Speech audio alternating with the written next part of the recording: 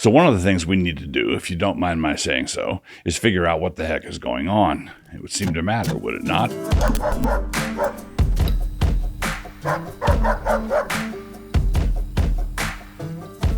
I've written extensively before on the polytheistic underpinnings of the sexual revolution, as well as the pretense of neutrality for all of it that the lie of secularism has helped to create. There is no way to deny that God has created us without certain things following. There's no way to reject the doctrine that he embedded an assigned nature within all of us without creating a scenario in which all the lusts of man can run amok. But even with such apostasy, man remains a liturgical creature. He is not going to simply go bonkers simpliciter. He is going to want to make it look purposive. He requires symbols and wants to portray some sort of order, even while the whole thing is a regimen of disorder. This is why more attention needs to be paid to the whole matter of the pride flag, or as I prefer to call it, the death and sin rag. It was recently brought to my attention that a number of years ago I had a photo taken in which I was standing on a goeth before a fall flag. It caused something of a commotion at the time, and a local newspaper columnist recently brought the whole incident up again. In my more recent reply, I pointed out that the photo was riffing off a very famous photo in which Bill Ayers, friend of Obama, as seen above, was standing on an American flag. Did the columnist have a problem, I asked, with both photos, or only with mine?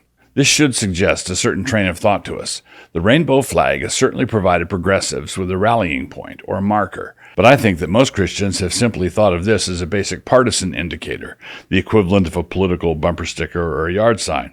Okay, we think to ourselves, the folks in that house have a pride flag out, and so we should make a point of not voting for any of the people on their yard signs. Now we know where they stand on that particular issue, and there's the end of it. But the import of the flag is far more significant than this. No, this goes way deeper. The rainbow flag is the flag of a rival nation, an alien nation. This is the flag of an invading force. It means the same thing that it would mean if all of a sudden many homes and businesses in your town began sporting the flag of the Chi-Coms. Hard defiance. Some might object to the tactic of standing on their flag. Some Christians would object to what Ayers did, but would also be worried about my response. Isn't this trying to fight fire with fire, returning evil for evil? 1 Peter 3:9. Haven't you argued in the past that the Apostle Paul was friends with certain pagan officials? Acts 19:31. And that the town clerk of Ephesus was able to tell the rioters there that the Christians had not blasphemed their goddess? Acts 19:37. Yes, I have argued exactly that. But not every circumstance is the same. There was also an occasion when the godly Josiah undertook a deliberate desecration, 2 Kings 23:16. The word is to be our guide in all things, and there are times which simply call for a hard defiance. We are living in one of those times. One of the ways you can know that we are living in such times is that virtually no one wants to do it. Flags mark territory. One of the functions that flags perform is that they mark territory. They state claims of sovereignty and ownership. And that is what is happening here. If you doubt what I say, read on. There are many Christians who think that it is sufficient for them to, quote-unquote, disagree with the rainbow displays, as though they were simply driving by a neighbor's yard sign that they differed with. These Christians think that we are in a debate or in some sort of conversation. But that is not how these flags and displays are being used in this particular moment. A claim of ownership is being made. Christians who are not part of the active resistance to all of this are not neutrals, like Switzerland in the Second World War, but are rather claimed territory, like France in the Second World War. You are either part of the Pride Nation or part of the resistance, or you are claimed territory. If we might modify the statement once made by Trotsky, you may not be interested in culture war, but culture war is interested in you. In a situation like ours, it must always be remembered that our preferences, abilities, and druthers are not something the enemy cares about, unless it is to fit our chumpiness into his broader strategy for conquest. During the debates over the Constitution, when George Washington was chairing the meeting, someone proposed that the United States would never have a standing army of more than 10,000 men. Washington wasn't participating in the debate because he was the chair, but he leaned over and whispered to someone next to him that the proposal needed a rider that would stipulate that we would never be invaded by a force of over 25,000 men. The comment is funny because the enemy doesn't take our foibles as seriously as we do. Why should he? Someone is going to say that there are times when flags are not territorial markers, so where do I get off making a claim like this? When someone waves their national flag at the Olympics, they might be merely indicating which runner they prefer to win the 440. It need not be a territorial claim at all. But whenever sanctions are applied to dissenters or to those who go a contrary way, a claim of sovereignty is being made. So answer me this. We have seen these rainbow flags sprout up everywhere, especially in June. What happens to dissenters? What would happen to the CEO of a Fortune 500 company who said in a secretly recorded private conversation that he believes that homosexual marriage was an incoherent concept? Right. He gets canceled, fired, shunned, ostracized, fined, penalized, and flogged in front of the synagogue. So this is what makes it a territorial claim, a claim of sovereignty. The flag is planted, and sanctions are rigorously applied to any who make a point of not going along. Let me state it one more time, a little more bluntly. The sexual revolution is not interested in coexistence, that hypocritical bumper sticker notwithstanding. They are not interested in compromise, negotiation, religious liberty, dialogue, or any other leftovers from what they call quote-unquote white supremacy times. Their claims are total, and our rejection of their claims must be equally total. Our motto needs to be the Latin for nothing doing, which many of the brethren have apparently confounded with doing nothing. Their Bill of Rights.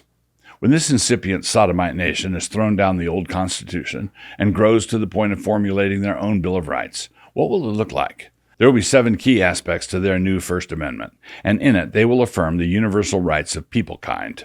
Quote, Congress shall make no law that in any way restricts the expression of any manifestation of pride, or that challenges any individual's right to craft their own identity, or that restricts reproductive choices in any way, or that impedes the creative exploration of any sexual alternatives, or that outlaws flash mobs at the homes of reactionary judges, or that denies any witness their right to their own understanding of the truth, or that in any way thwarts the free access of critical theorists to the Southern Baptist Convention.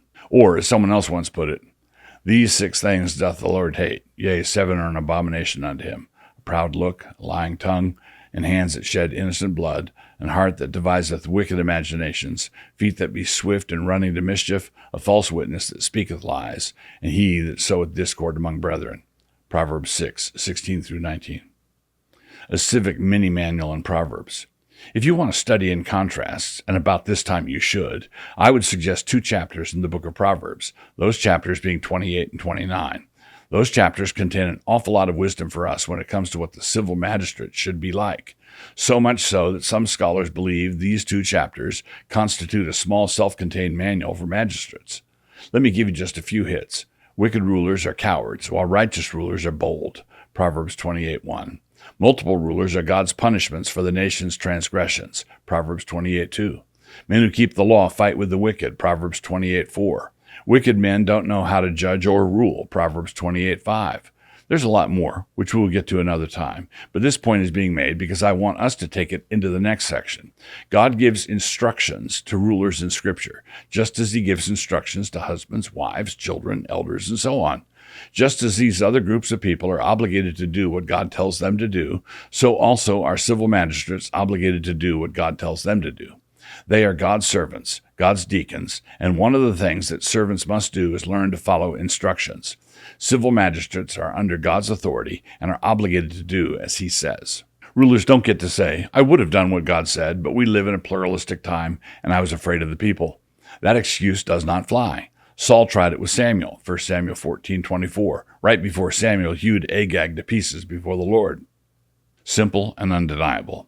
There are many Christians, still bumfuzzled by the lies of secularism and the evasions of pluralism, who think that I'm overstating my case. They don't believe that they are claimed territory, all the evidence around them notwithstanding. But they are claimed territory, and their acceptance of all the transparent deceptions is one of the proofs I would offer in evidence of the fact that they are successfully claimed territory. Let me start at the shallow end. The state, or the nation, or society is a moral organism.